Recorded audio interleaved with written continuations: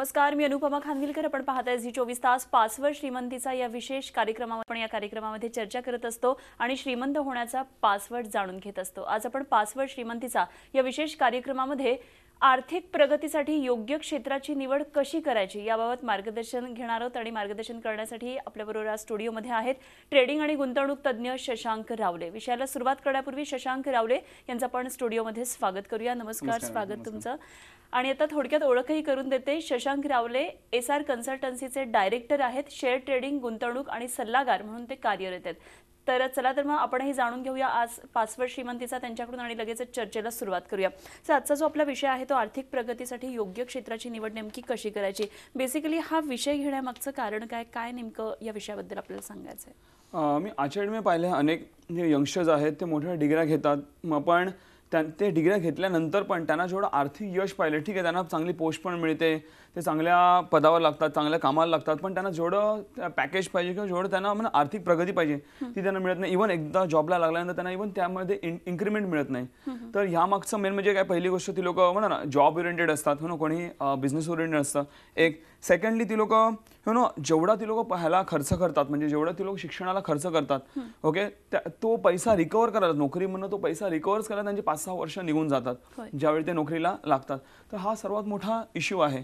Okay, जर तुम्ही त्याच्या बदली जर तुम्ही बाकीच्या म्हणा ना, म्हणजे तुम्ही जर बिझनेस मेंटॅलिटीवाली वगैरे तुम्ही गुजरातीवर लोक बघाल तर ती लोक काय करतात, अनेकदा मी पाहिलं ह्या प्रॉब्लेममुळे जर त्यांना खरोखर शिक्षण द्यायचं असेल, ती लोक करतात, ती लोक त्यांना बिझनेसचं शिक्षण देतात आणि तो असलेला पैसा जो ते म्हणजे ना जे शिक्षणासाठी लावणार त्यावरली ती लोक तोच पैसा व्यवसायामध्ये लावतात. आणि आपण कदाचित जेवढं नोकरी कमवून नाही कमवू शकत त्याच्यावर किती जास्त ती लोक व्यवसाय करून त्यामध्ये पैसा हा काढतात. तर हा आजचा आपला थोडक्यात विषय आहे. अगदी, पण मग ह्या सगळ्या मागची कारणं नेमकी काय असतात? तेच त्यातनं पहिलं जे इम्पॉर्टंट कारण आहे ते म्हणजे आपली एक कॉमन थिंकिंग असते. ओके, जसं म्हणजे एखादा व्यक्ती असेल, एखादा मुलगा असेल तर थोडं स्वतःची थॉट प्रोसेस असते. तो विचार करतो की बाबा माझ्या बाजूवाला इंजिनिअरिंग झालं आहे, माझा वरचा डॉक्टरी करतोय, त्याच्यानंतर माझा मित्र MBA करतो, तर मी पण त्यामागे जातो. तर सगळेच इंजिनियर, सगळेच डॉक्टर्स आणि सगळेच MBA व्हायला लागले तर त्या फील्डमध्ये सॅच्युरेशन येणार. आणि जर प्रत्येकजण त्या क्षेत्राकडे वळायला लागला, तुम्ही किती अभ्यास करा किंवा किती मोठ्या डिग्र्या घ्या, किती नॉलेज घ्या, पण सगळ्यांकडे ते कॉमन नॉलेज असणार. मग तुमच्यामध्ये वेगळं असं काही आहे, तर तुमच्याकडे काही वेगळं नसल्यामुळे तुम्हाला चांगलं ते पॅकेज मिळणार नाही, तेवढी तुम्हाला ते चांगलं यश मिळणार नाही. काही तुम्हाला युनिक शोधलं पाहिजे. आणि इव्हन होतं असं की आपण म्हणा पिअर ग्रुपचा आपल्यावरती इन्फ्लुएन्स जास्ती असतो. म्हणजे आपले मित्रमंडळी काय करतायत, आता मित्रमंडळी पण आपल्या वयाचेच असतात, बरोबर आहे, तर त्यांचे पण विचार आपल्यासारखेच असणार, बरोबर. म्हणजे त्यांचं काही वेगळे असे मोठे असे विचार मे बी नसणार. It influence a lot. मी अनेकदा पाहिलं आहे, जसं आपला पिअर ग्रुप असा, असं म्हटलं तर a person is known by the company he keeps, right. जसं आपला पिअर ग्रुप असतो त्या हिशोबाने आपली थॉट प्रोसेस ही बदलत जाते, मध्ये चांगली असो किंवा वाईट पण असो. तर एक मला म्हणा यंगस्टर्सना एक मला चांगला सल्ला द्यायला आवडेल. जर तुम्हाला खरोखर आयुष्य यशस्वी व्हायचं, स्पेशली जी मुलं स्कूलमध्ये आणि इव्हन कॉलेजेसमध्ये जी आहेत मुलं, तुम्ही चांगला आपला म्हणा साथीदार निवडा. म्हणजे तुम्ही तुमचे म्हणा ना पिअर ग्रुप आहे, तुमचा जो ग्रुप आहे तो भरपूर चांगला असला पाहिजे. तरच तुमचे त्यांची जर विचार उच्च असेल, ते जर चांगले ना चांगले गोल ओरिएंटेड असेल, ते चांगल्या लाईफमध्ये त्यांचा फोकस असेल, तर तुमचा आपण भले तुम्ही असो नसो, पण जर मी त्यांच्यावर राहिला तुमचा आपोआप तुमचा लाईफमधला फोकस, तुमचा दिशा तुम्ही बरोबर शोधत जावाल अशा व्यक्तींबरोबर राहू. नाहीतर मग तुम्ही जर चुकीची साथीदार आपल्या आयुष्यामध्ये निवडले तर भलेही चांगलं असाल, पण त्यांची तशी संगत असल्यामुळे तुम्हाला दरवेळी ती लोक खाली खेचत राहतील. तर म्हणून मी, आणि जरुरी नाही की जे तुम्ही साथीदार निवडाल त्यांचे खरोखरच योग्य विचार असले पाहिजे. तर पिअर ग्रुपचा इन्फ्लुएन्स असतो की बाबा सगळेच बोलतात मी इंजिनिअरिंग करणार आहे, सगळेच बोलतात मी, तर मी पण जातो मी त्या दिशेने, विच इज रॉंग. आणि त्यामुळे काय होतं, त्या फील्डमध्ये सॅच्युरेशन येते. त्या पर्टिक्युलर फील्डमध्ये सॅच्युरेशन आलं तर मग एक म्हणा प्रत्येक गोष्टीची कॅपॅसिटी असते, राईट. जसं आम्ही स्टॉक मार्केटमध्ये ओव्हरबॉट होतं, राईट. म्हणजे भरपूर जास्ती खरेदी झाली तर कुठे सॅच्युरेशन, त्यानंतर मार्केट मे बी थोडंफार खाली देखील येऊ शकतं. तशाच रीतीने इकडे देखील एकदा सॅच्युरेशन आलं की त्या फील्डला महत्त्व राहत नाही. ओके, पूर्वीच जमान होता की आर्ट्समध्ये जर एखादी व्यक्ती असेल, आर्ट्समध्ये पण भरपूर फॅकल्टीज आहेत, भरपूर काही आपल्याला करता येतं, पण आर्ट्समध्ये भरपूर जण म्हणजे माझ्या आई वडिलांच्या काळामध्ये आर्ट्समध्ये भरपूर लोक जायची आणि त्यामध्ये म्हणा भरपूर काही ऑपॉर्च्युनिटी होत्या. पण त्याला सॅच्युरेशन आल्यानंतर आता लोक म्हणा कॉमर्स घ्यायला लागली, इंजिनिअरिंगकडे वळायला लागली, डॉक्टरकडे वळायला लागली, MBA कडे वळायला लागली. आता कुठेतरी अशा फील्डला देखील सॅच्युरेशन आलेलं आहे. तर आपण ह्याचा देखील विचार केला पाहिजे. आणि जर सॅच्युरेशन आलं किंवा त्याच्यामध्ये मग ग्रोथ होणं किंवा तुम्हाला चांगलं पॅकेज मिळणं हे फार मुश्किल होऊन जातं. आपण ह्याचा विचार केला पाहिजे. अगदी. सर, मगाशी तुम्ही पहिल्या प्रश्नाला उत्तर देताना म्हटलात की जेवढी कॅपॅसिटी असते तेवढी आर्थिक प्रगती होताना बरेच वेळा दिसत नाही, त्याच्यासाठी आपण योग्य क्षेत्र खरं तर निवडणं खूप गरजेचं असतं. तर ह्या सगळ्या जे समस्या आपण सांगितली त्याच्यावर नेमका आता तोडगा काय?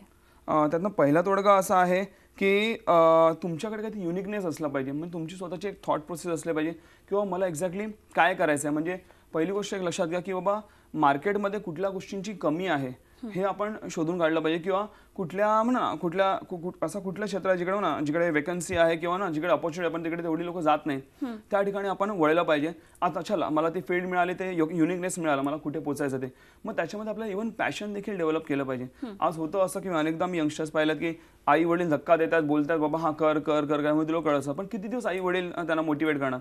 ते सेल्फ मोटिवेटेड राहिले पाहिजे. सेल्फ मोटिवेटेड राहण्यासाठी तुम्हाला तुमचं पॅशन जपलं आहे, तुम्हाला एखादी फील्ड आवडली, बाबा हा याच्यामध्ये मला खरंच अपॉर्च्युनिटी आहे, यामध्ये मला खरोखर स्पेस आहे, यामध्ये मी माझं म्हणजे करिअर वाढू शकतो, त्याच्यामुळे तुम्ही पॅशन डेव्हलप केलं पाहिजे.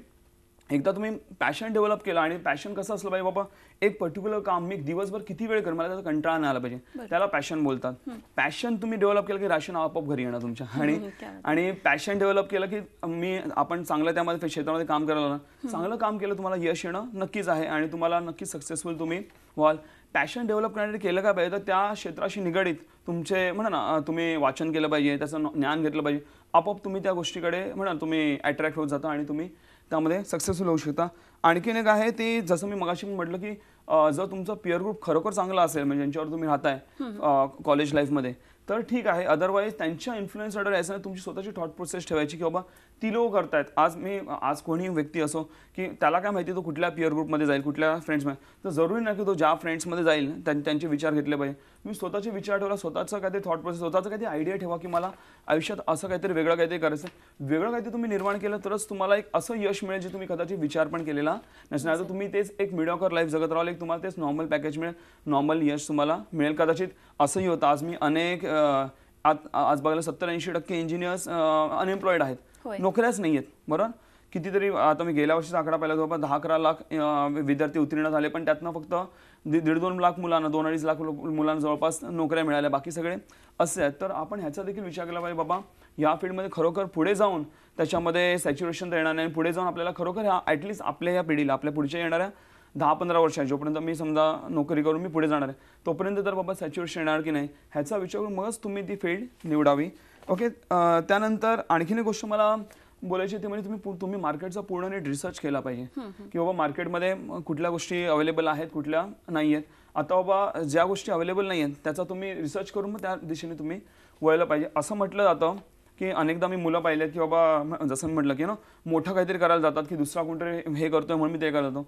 एक गोष्ट लक्षात घ्या, एक छोटंसं मला तुम्हाला एक फ्रेज सांगायचं, that even though if you are a cobbler do the best in it. जरी तुम्ही मोचीचे असाल त्यामुळे तुम्ही बेस्ट करा, तुम्ही आयुष्यामध्ये भरपूर सक्सेसफुल आहात. दुसरा हे करतो मी ते करायला जाईन असं करायचं नाही. एक गोष्ट लक्षात आहे की एखादी फील्ड मोठी किंवा छोटी नसते, त्या फील्डमध्ये काम करणारे लोक त्याला म्हणा ना त्याला मोठं करतात, राईट. तर हे आपण लक्षात ठेवलं पाहिजे. आणखीन 1-2 गोष्टी तुम्हाला सांगायच्या म्हटलं तर की एकदा तुम्ही तुमचा दिशा निवडली की त्यावर फोकस ठेवा. म्हणजे अनेकदा होतं असं की तुम्ही काय ते वेगळी फील्ड निवडली की अनेकदा लोक येऊन तुम्हाला बोला ना तर हे करू नको, किंवा मी पण ज्यावेळी शेअर बाजारामध्ये आलेलो त्यावेळी पण असं झालं की बाबा अरे हे तू करू नको ह्याच्यामध्ये यश नाही. पण मी फोकस ठेवला. ती लोक जर एखादी व्यक्ती तुम्हाला बोलत असेल की बाबा तू हे करू नको, त्यांना असं म्हणायचं आहे की बाबा हे मला जमणार नाही असं त्यांच्या मनात असतं, म्हणून ते तुम्हालाही बोलतात की हे तू करू नको. तर हे तुम्ही ऐकायचं नाही. तर तुम्हाला खरोखर कॉन्फिडन्स आहे की येस मी ही गोष्ट करू शकतो, त्या दिशेने फोकस ठेवा, त्या दिशेने काम करायला लागा. तुम्ही नक्की त्यामध्ये यशस्वी आणि तुम्हाला नक्कीच फायनान्शियल ग्रोथ चांगलीही मिळेल असं मला वाटतं. अगदी. तुम्ही आता म्हणतात की रिसर्च करणं गरजेचं आहे, तर मग आर्थिक क्षेत्र निवडण्यासाठी रिसर्च कशा पद्धतीनं केला पाहिजे, किंवा काय नेमकं रिसर्च करताना तुमचं काय म्हणणं आहे की काय केलं पाहिजे? ओके. त्यातनं मला एक गोष्ट सांगायची आहे. अनेकदा होतं कसं, मुलं 10वी 12वी झाली, ग्रॅज्युएशन झाली, ते पण त्यांना गोल्स माहिती नसतात, त्यांना कुठे पोचायचं आयुष्यात माहिती नसतं.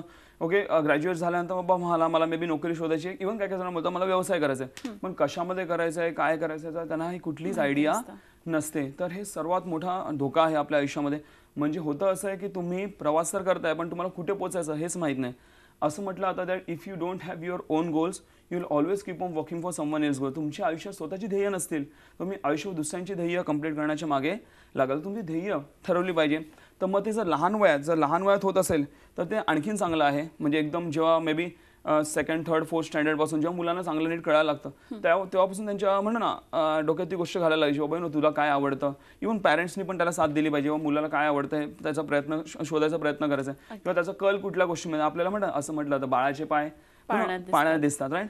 तर ते आपल्याला लहानपणीपासून ऑलमोस्ट कळायला लागतं बाबा ह्या मुलाचा कल कुठे आहे, त्या दिशेने मग त्याला जर वळवलं ओके आणि पॅरेंट्सनी त्या गोष्टीला त्याला सपोर्ट केला तर कधी पुढे जाईल. जर सचिन तेंडुलकरच्या आई वडील म्हटलं असं की तू बाबा म्हणा पुढचं एज्युकेशन कम्प्लीट कर, ग्रॅज्युएशन कर, पुढचं एज्युकेशन, तो आज सचिन तेंडुलकर नसता, तो आज पुढे नोकरी करणारा मुलगा असता. त्याला लहानपणीपासून त्याला त्या दिशेने आई वडिलांना कळलं, त्यांच्या वडिलांना कळलं की बाबा मुलाचं म्हणा टॅलेंट इज सेट क्रिकेटमध्ये, म्हणून त्यांनी त्याला पुढे प्रोत्साहन केलं, म्हणून तो आज सचिन तेंडुलकर जगभर बघायला मिळतो. आता तो कुठेतरी साधं नोकरी करणारी व्यक्ती असते ती. तर हे आपण केलं पाहिजे.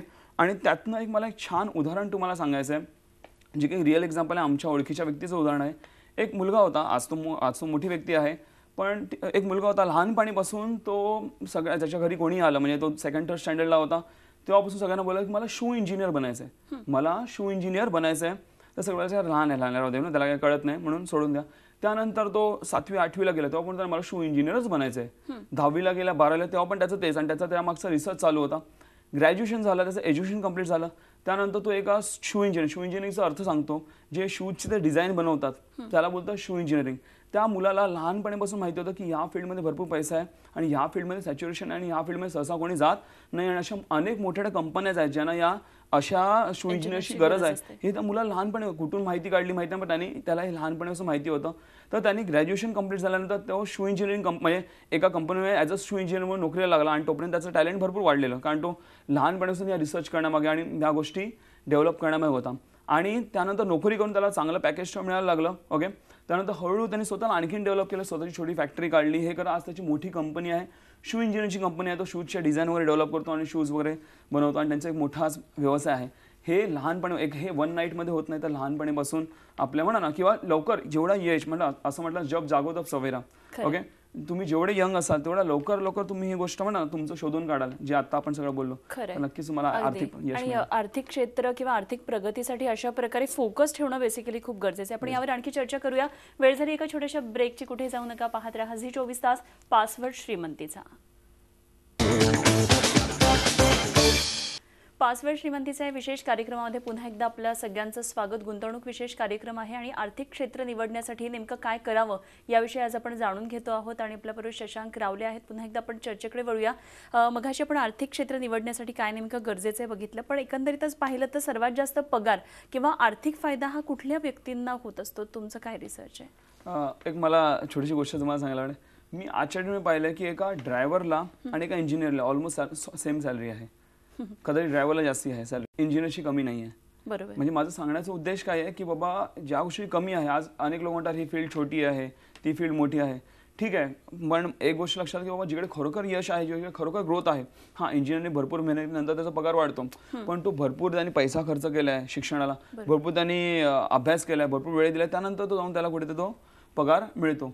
तर म्हणून माझं म्हणणं असं आहे की बाबा तुम्ही जिकडे कमी आहे किंवा जिकडे आपल्याला अपॉर्च्युनिटी आहेत, आजूबाजूचे जे कोणी गेलं नाही, असं म्हटलं तर अगर आप भीड़ के साथ भागोगे तो आप भीड़ में नजर नहीं आओगे, भीड़ के अपोजिट डायरेक्शन में भागो, भीड़ आपके पीछे भागेगी या कहाँ पे भाग रहे हैं हे देखने गेले. तुम्ही वेगळ्या दिशेने पळा तर तुमच्या मागे लोक पळतील आणि इव्हन तुम्हाला म्हणा ना एक वेगळं यश मिळेल जे काय तुम्ही विचार पण नसेल. खरं. आणि म्हणून मार्केटची डिमांड ओळखणं जास्त गरजेचं आहे. नीड क्रिएशन हे का गरजेचं वाटतं तुम्हाला? नीड क्रिएशन म्हणजे त्याचा अर्थ सांगतो तुम्हाला. म्हणजे आज आपल्याकडे मोबाईल फोन्स आहेत, कम्प्युटर आहे, लॅपटॉप आहे. मला सांगा एक 20, 25, 30 वर्षापूर्वी समजा आपल्याला ही वस्तू माहिती तरी होत्या का? मोबाईल फोन नावाची वस्तू माहिती तरी होती आपल्याला? राईट, माहिती नव्हतं. आणि आज आपण मोबाईल फोन शिवाय जगू नाही शकत, बरोबर आहे. तर हे नीड क्रिएशन आहे. आज मोबाईल फोन आला त्यामुळे आपली कामं पण व्हायला लागली. मोबाईल फोन आणि कम्प्युटर्स आले त्यामुळे आपली कामं फटाफट व्हायला लागली आणि टेक्नॉलॉजी पुढे गेली, लोकांना नोकऱ्या मिळायला लागल्या, कंपन्या वाढल्या, कंपन्या डेव्हलप झाल्या, त्यामुळे लोकांना नोकऱ्या मिळाल्या, आर्थिक प्रगती झाली. राईट. तर म्हणता ना जसं जसं डेव्हलपमेंट होत जाते तसं म्हणून आपलं स्टँड ऑफ लिव्हिंग वाढत जाणार. आणि त्यामुळे आपण पुढची आता गरज काय माणसाची ही जरी तुम्ही ओळखू शकला, जर तुम्हाला नोकरी जरी करायची असेल किंवा व्यवसाय जरी करायचा असेल, मग पुढची गरज किंवा देशाचं किंवा जगाचं फ्युचर काय आहे हे जर तुम्ही ओळखू शकलात, ओके. जसं आता सगळं ऑनलाईन होत चाललंय, राईट, की सगळं लोक म्हणा मॉलमध्ये शॉपिंग जायला बघणार, सगळं ऑनलाईन शॉपिंग करतात, राईट. तर असं काही तुम्ही निवडलं बाबा पुढची म्हणा देशाची गरज काय, तर तुम्ही नक्कीच आयुष्यामध्ये भरपूर प्रगती करा. इव्हन आम्ही जेव्हा शेअर बाजारामध्ये ट्रेडिंग गुंतवणूक करतो तेव्हा पण आम्ही हेच बघतो बाबा फ्युचर काय देशाचं, फ्युचर कुठल्या गोष्टी कुठल्या सेक्टरमध्ये आहे, त्या सेक्टरमध्ये आम्ही आमचा पैसा गुंतवून ठेवतो, ज्याने का ते सेक्टर वाढल्यानंतर आपला पैसा नक्कीच वाढेल. आज आर्थिक प्रगती म्हणजे काय, फ्युचर ओळखणं आणि मार्केटची कमी ओळखणं. ओके, आज बिझनेस म्हणजे काय, तर मार्केटमध्ये जी गोष्ट कमी आहे ती पूर्ण करणं म्हणजे बिझनेस. तर हे तुम्ही करावं. अगदी. आपणही शेअर मार्केट तज्ज्ञ आहात, तर आपण हे क्षेत्र निवडण्यामागचं नेमकं कारण काय होतं, ह्याच्यातली प्रगती आपण कशी काय ओळखली? ज्यावेळी मी कॉलेजमध्ये होतो त्यावेळी मी इकॉनॉमिक्समध्ये होतो. या क्षेत्राचं कुठेतरी नातं देखील माझं होतं. पण जेव्हा मी पाहिलं बाबा शेअर बाजारावर अख्खा देशाची प्रगती निगडीत आहे, आणि त्यानंतर मी रिसर्च करायला लागलो की बाबा यामध्ये नॉलेज पण कमी आहे. अनेकदा ट्रेडिंगमध्ये वगैरे चांगला पैसा आहे, पण अनेकांना हे टेक्निकल आणि फंडामेंटल ह्याचं नॉलेज नसतं, कोणालाच नसतं नॉलेज. आणि भारतातली आपण जे रिटेल इन्व्हेस्टर्स आहेत, फक्त 1.5 ते 2% रिटेल इन्व्हेस्टर्स आहेत अख्ख्या भारतामध्ये. म्हणजे एवढे मोठे बाकी इकॉनॉमी बाकी आहे जी लोक ट्रेडिंग आणि गुंतवणूक करत नाही. ओके, आणि मी विचार केला बाबा मी जर शेअर बाजार आलो, पहिले तर मला जे पाहिजे होतं की मला म्हणा ना कम्प्युटर रिलेटेड काम पाहिजे होतं, मला म्हणजे आपण डोकं लावून असं काही चांगलं काम करू शकतो असं पाहिजे होतं. मला ज्या गोष्टी पाहिजे होत्या त्या सगळ्या गोष्टी, आणि मी सगळं ते पॅशन या फील्डमध्ये पहिलं जोपासलं. आणि त्यानंतर मी बघितलं की माझं कुठेतरी सोशल कल पण आहे. तर मी विचार केला की बाबा मला सोशली पण लोकांमध्ये कॉन्ट्रीब्युशन करता येईल. आज जर मी शेअर बाजार मी जर लोकांना शेअर बाजार गुंतवणूक करायला जर प्रोत्साहित करतो, ह्याचा अर्थ मी देशाच्या प्रगतीला देखील प्रोत्साहन देतोय. का? कारण शेअर बाजार वाढला तर देशाची प्रगती देखील होतं. म्हणजे देशामध्ये चांगला पैसा येतो, नोकऱ्या मिळतात आणि देशाची चांगल्या रीतीने प्रगती देखील होते. म्हणून मी विचार केला की आपण ह्या क्षेत्रामध्ये जाऊया. आणि ह्या क्षेत्रामध्ये सॅच्युरेशन नसल्यामुळे आज जेव्हा मी ट्रेनिंग्स देतो लोकांना, तर गावागावातनं लांबून लोक येतात. का? कारण त्यांना माहिती आहे ते ज्ञान तिकडे अवेलेबल नाही आहे. आज जर ते गल्लीगल्लीत जर ज्ञान अवेलेबल असतं, आज मी कुठले MBA कोर्सेस म्हणा किंवा कुठले इंजिनिअरिंगचे कोर्सेस त्यांना द्यायला गेलो असतो, कोणी लांबून आलं नसतं माझ्याकडे. राईट, अशी गोष्ट जी अवेलेबल नाही आहे म्हणून ती लोक माझ्याकडे येतात. खरं. आणि तुमचं जे कॉन्ट्रीब्युशन आहे ते तुमच्या कार्यशाळांमधून चालतं. पण कार्यशाळा घेतात, निश्चितच आपल्या अनेक प्रेक्षकांना उत्सुकता लागली असेल कार्यशाळांविषयी आणि त्याच्या तारखांविषयी. तर याविषयी जाणून घेणार आहोत. वेळ झाली एका छोट्याशा ब्रेकची, कुठे जाऊ नका. पाहत रहा झी 24 तास, पासवर्ड श्रीमंतीचा. पासवर्ड श्रीमंतीचा या विशेष कार्यक्रमामध्ये पुन्हा एकदा सगळ्यांचं स्वागत. आणि सध्या आपल्याबरोबर आहे शशांक रावले. आपण पुन्हा एकदा त्यांच्याकडे जाऊया, चर्चा करूया आणि मार्गदर्शन घेऊया. एकंदरीतच आर्थिक प्रगतीसाठी योग्य क्षेत्र कसं निवडावं यावर आपण चर्चा केली. मात्र गुंतवणूक किंवा शेअर बाजार हे जे क्षेत्र आहे ते निश्चितच खूप फायदेशीर आहे. आपल्या चर्चेतून हे पुढे आलंय. आपण याविषयी मार्गदर्शन कार्यशाळा घेत असतात, तर काय नेमकं या कार्यशाळांमध्ये शिकवलं जातं आणि कुठे कुठे या कार्यशाळा आता आपल्या होणार आहेत? पहिली गोष्ट, या कार्यशाळांमध्ये आपण ट्रेडिंग, आता जसं मी म्हटलं ट्रेडिंगमध्ये म्हणा फक्त 1.5-2% लोक म्हणजे भारतातली आहेत या गोष्टीमध्ये. आणि भरपूर आपल्याकडे ह्या फील्डमध्ये यश करण्यासाठी आपल्याकडे भरपूर अजून म्हणा वाव आहे. तर त्यामुळे तुम्ही ट्रेडिंग आणि गुंतवणूक करून कशा तरी चांगल्या तऱ्हेने पैसे कमवू शकता. म्हणजे तुम्ही ट्रेडिंग करताना तुम्ही एक समजा लाखभर रुपये जरी टाकले तर दिवसाला तुम्ही 3-4 हजार रुपये किंवा 10-20 हजारमध्ये तुम्ही दिवसाला 700-800 रुपये तुम्ही सहजरित्या कशी कमवू शकता याचा आम्ही तुम्हाला योग्यरित्या ज्ञान देतो. ट्रेडिंग करून जे कोणीही करू शकता. यासाठी वयाची किंवा कुठल्याही क्वालिफिकेशन अट नाहीये. एक गृहिणीपासून, एक बिझनेसमॅन पासून, एक नोकरी करणारी व्यक्तीपासून, एक कॉलेज स्टुडंट पासून कोणीही ह्यामध्ये येऊ शकतं. ज्यामुळे तुम्हाला आम्ही गायडन्स देतो. इव्हन तुम्हाला आम्ही गुंतवणुकीचं ते गायडन्स देतो. बाबा तुम्ही गुंतवणुका कशा करू शकता, कुठे गुंतवणूक करायच्या. आज तुम्ही पैसे कमवता मान्य आहे, पण जर तुम्ही त्या पैशाला योग्यरित्या चालना नाही दिली, त्याला योग्यरित्या गुंतवलं नाही, तर तुमच्या पैशाला वाढ देऊ शकत नाही. तर नुसतं शेअर बाजार तर बाकी इतर ठिकाणी कुठे तुम्ही गुंतवून कुठे पैसे वाढू शकता याचं आम्ही तुम्हाला योग्य ज्ञान देतो. आणि तुम्हाला नक्कीच ते सेशन्स नक्कीच भरपूर आवडतील. अगदी. तर मग आता हे सेशन्स होणार कुठे आहेत ते आपण प्रेक्षकांना सांगूया. आता आपलं पहिलं जे आहे ते नाशिक या ठिकाणी आपलं 23 तारखेला आपलं नाशिकमध्ये आहे कार्यशाळा. त्यानंतर मग दादरला 27 तारखेला आहे. त्यानंतर मग ठाण्यामध्ये 30 तारखेला आपली कार्यशाळा आहे. आणि इव्हन कोल्हापूर सारख्या ठिकाणी आपली 9 एप्रिलला आपली कार्यशाळा आहे. ओके. आणि पुण्यामध्ये आपली 4 तारखेला कार्यशाळा आहे. तर मग दादर, ठाणे, कोल्हापूर, पुणे आणि नाशिक या 5 ठिकाणी आपल्या कार्यशाळा आहेत. तर तुम्ही ह्या महाराष्ट्रामध्ये एवढ्या 5 ठिकाणी आम्ही ठेवतो. तुम्ही जिकडे पाहिजे तुम्ही येऊ शकता. फक्त आमचे स्क्रीनवरचे नंबर्स आहेत त्यावर तुम्ही फक्त मिस कॉल द्या. फक्त छोटासा मिस कॉल द्या, तुम्हाला सगळे डिटेल्स येतील. सगळ्या कार्यशाळांचे तुम्हाला 1-2 दिवसात तुम्हाला डिटेल्स येतील. पाहिजे ती कार्यशाळा तुम्ही अटेंड करू शकता. आणि यासाठी कुठल्याही रजिस्ट्रेशनची गरज नाही आहे. ओके. नोंदणी करायची गरज, तुम्ही डायरेक्टली त्या कार्यशाळा मिळू शकता. सगळ्या कार्यशाळा फ्री आहेत. अगदी. हेच प्रेक्षकांना सांगायचं आहे की संपूर्ण महाराष्ट्रामध्ये खरं तर नाशिक, पुणे, कोल्हापूर, पश्चिम महाराष्ट्रातून लोक इकडे कोल्हापूर, पुण्याकडे येऊ शकतात.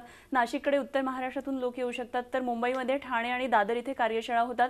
मुख्य म्हणजे या कार्यशाळा फ्री आहेत, मोफत आहेत. आणि आपण केवळ SMS करायचा आहे किंवा मिस कॉल द्यायचा आहे, लगेचच या कार्यशाळेमध्ये आपण सहभागी होऊ शकता. आपल्याला आपल्या फोनवर ॲड्रेस येतील कार्यशाळा नेमका कुठे होणार आहेत. आणि मोफत कार्यशाळा कार्यशाळा असल्यामुळे आपण जरूर लाभ उठवू शकता. या कार्यशाळांविषयी आपल्याला आणखी काही सांगायचं आहे की कोणी सहभागी होऊ शकतं? काही क्वालिफिकेशनची अट आहे का? क्वालिफिकेशन काही अट नाही आहे. उलट मी बोलतो, तुम्ही म्हणता ना असं काही अनेकदा लोकांना वाटतं की बाबा हो ना आम्हाला काही वेगळं शिक्षण घ्यावं, असं काही नाही. ज्याला काहीच ज्ञान नाही आहे, झिरोपासून कोणी व्यक्ती येऊ शकतं. आम्ही त्यांना पूर्ण शून्यापासून, आज आमच्याकडे अनेक लोक नवीनच येतात म्हणजे ज्यांना काहीच नॉलेज नसतं, तर आम्हाला बरोबर माहिती आहे की बाबा या नवीन व्यक्तीला कुठल्या कुठल्या गोष्टींची गरज आहे. तुम्हाला योग्यरित्या प्रॉपर गायडन्स दिलं जातं. तुम्हाला काही टेन्शन घ्यायची गरज नाही, तुम्ही डायरेक्टली येऊ शकता. अगदी आज आपण खूप छान सगळं मार्गदर्शन केलं. आर्थिक प्रगतीसाठी नेमकं क्षेत्र कसं निवडायचं, काय गोष्टी गरजेच्या आहेत, आज तुम्ही इथे आलात त्याबद्दल खूप खूप धन्यवाद. आणि यानंतर पाचवे श्रीमंतीचा या विशेष कार्यक्रमामध्ये आपण इथेच थांबतोय. पाहत रहा झी 24 तास आणि रहा एक पाऊल पुढे.